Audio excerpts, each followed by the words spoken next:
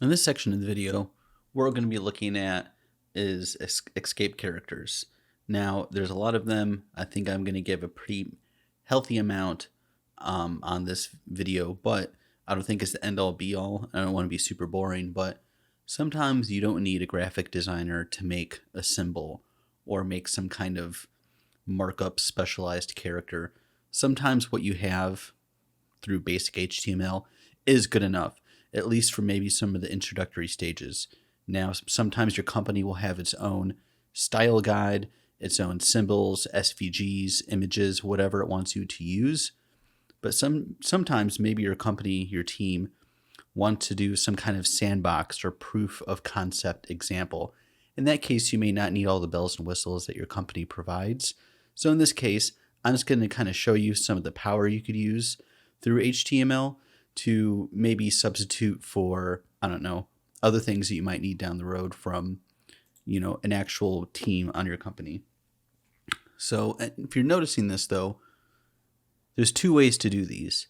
And I think that's kind of clever because not all browsers, even though I think they're getting better, render the same things equally. So if one of these doesn't work, you might want to try the other one. In any case, you're always going to want to test before you get stuff in front of the public. But I'm going to show you both ways to go through all of these different characters here. And you're going to notice patterns starting to emerge very quickly here. So let's first start with less than.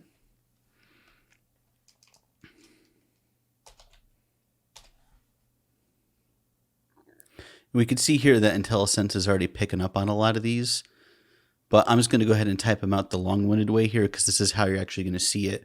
And plus, the difference between me doing something like this and,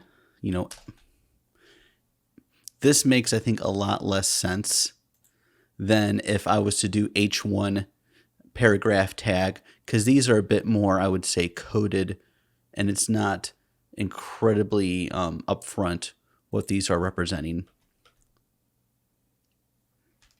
I'm going to click save and come on over here. And these are the two different ways you can make a less than sign. So as you can see, we're going to space these out quite a bit here. So let's go ahead and make a greater than sign.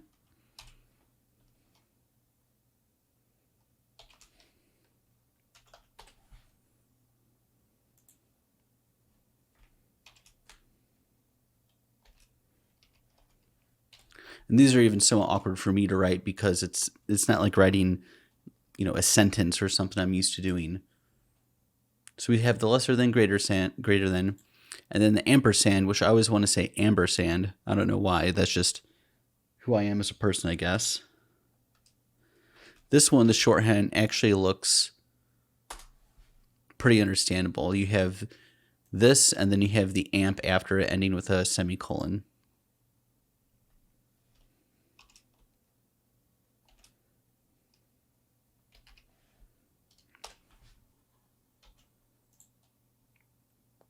As you can see, we're starting to notice a theme here.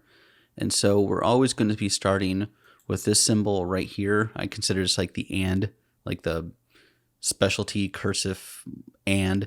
And then the first one is just going to be, you have greater than, less than, ampersand. This is always followed up by a number here, like the hash and then a number. And then you're going to end it on both of them with the semicolon here. So that's kind of the pattern that we're working with here. So if you ever see this in a code and you're like, oh, what's this junk? What's this something 38 here? Just know that it's a special escape character. Just none of these you have to memorize. It's just one of those, they're there. So quotation mark.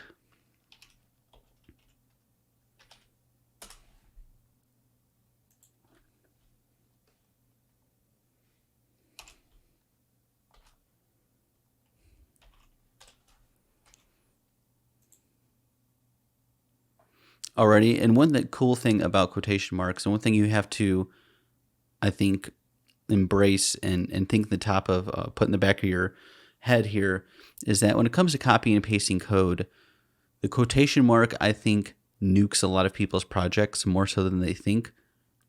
There are these quotation marks here, which you could tell aren't really going left or right a whole lot. One thing you want to keep in mind is that when you're copying and pasting from stuff like Microsoft Word or other programs, they may have stylized quotation marks, and your browser won't always be able to read them or understand them, and it may tank your program. And sometimes the error it gives you will not be explicit. You won't know what it is. And so you just have to look at them and be like, oh yeah, they're not like the flat looking quotation marks that, I use in programming. And so that's one thing to keep an eye out for, just from someone who's been doing this for a little bit. So the next thing we're going to do is look at the cent sign.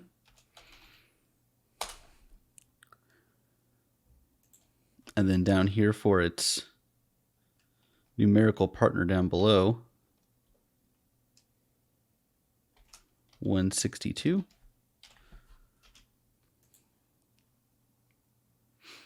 And once again, these may not seem like big deals, but it's a lot faster in many cases to type these out than to go look for some stylized, awesome, cool looking icon, which you may not, even be able to use. These are all standardized by those at the World Wide Web Consortium or whatever. So up next is the pound sign.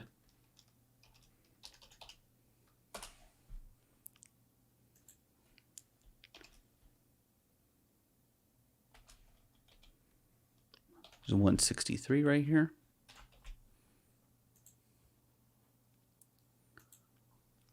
Next up is yen. And this IntelliSense, as you could tell, is really helping out along the way. It's not the only IDE that offers it, but I think that Visual Studio Code is the most comprehensive program for doing the most kinds of, web development.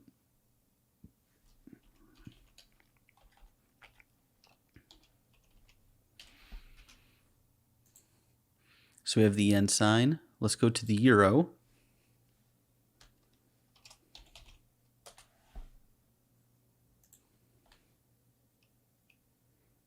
And I've never been to Europe before. Maybe someday I'll go there.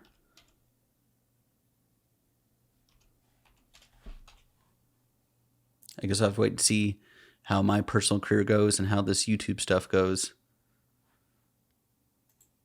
The copyrighted symbol.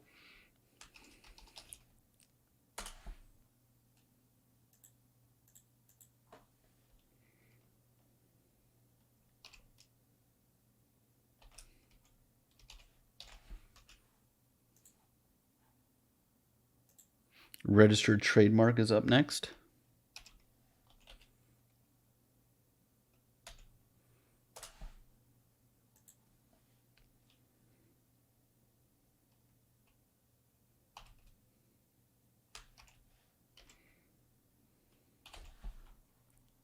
And okay, there we go. See, I think it has IntelliSense for the first one, but not for the second one here. At least that's what I'm picking up from this. Which is fine, it's no big deal, but that's just something to keep in mind as well. Just because your IDE isn't always registering the way it should, and you're like, I know that that's a function, or I know that's available to me, doesn't mean it's not. You kind of have to assume that sometimes these things aren't the brightest.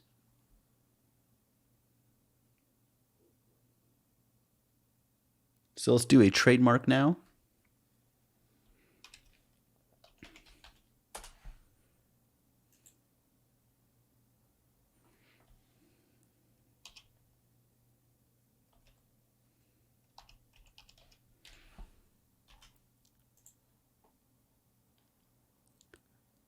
And like I said, I'm just using Chrome here, but it's always best to try this in different browsers. One thing in your company that you go to, or maybe if you start your own companies, you want to test different browsers, not just laptops, but tablets. You also want to test the operating systems and whatnot for mobile devices, because sometimes things just get rendered differently. And so you'll be doing a project and then you'll realize it's about ready to go to production.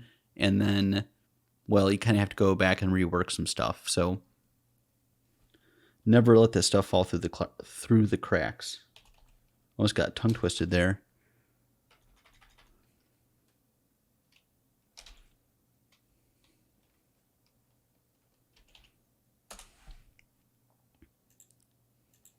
This is an especially weird looking one to me. I don't know why. I think it's just how the shorthand of these.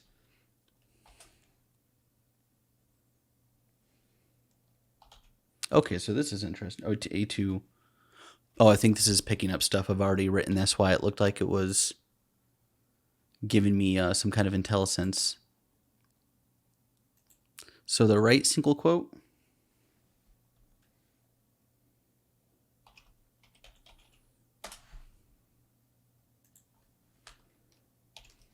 I know this video isn't the most entertaining thing, but there's going to be some parts of your web development career that aren't going to be entertaining. They're going to be a bit dry, and this is one of those scenarios, but I mean, hey, at least we have this as a video reference if you need it. So up next is left double quotes, and we're actually almost done, which is quite nice. Sometimes when I'm setting these videos up, I'm like, I wonder if this is going to be entertaining or not, because sometimes I code some things beforehand, double check some stuff, think about how I'm going to explain something. And with something like this, I knew it was just going to be just rote typing after typing after typing. So sorry if it's boring, but like I said, hey, not every part of your career is going to be entertaining.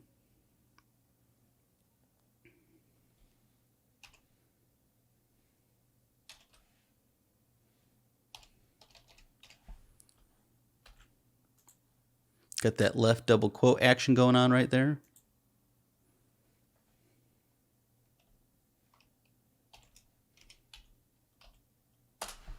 Right double quote.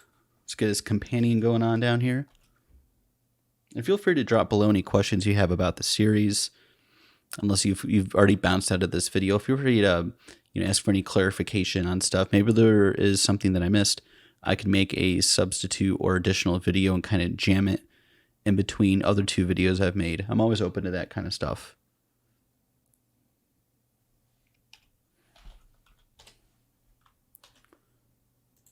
All right, got that right there. Multiplication. Got that times going on. It's really funny that it's not like multi or it says times. I guess that makes sense, but that is a bit strange to me. Got the two X's right there. And I think sometimes you could get away with a general X on your keyboard anyways, but like it all really depends on the style and the specific situation.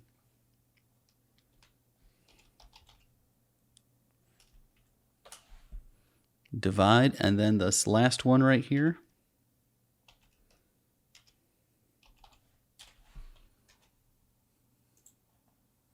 And there we go, we got division. And this is just a short list right here of all the different kinds of escape characters you could have.